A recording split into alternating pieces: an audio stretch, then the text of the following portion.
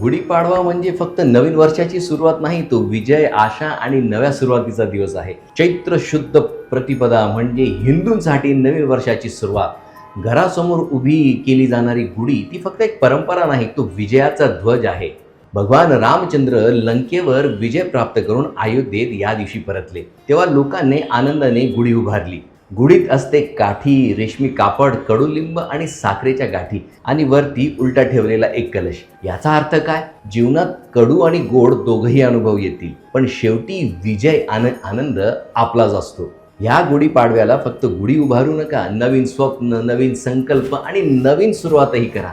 नवीन वर्ष, नवीन माइंडसेट आणि तक्रारी कमी, कृतज्ञता जास्त. आपल्या सगळ्यांना गुढीपाडव्याच्या हार्दिक शुभेच्छा.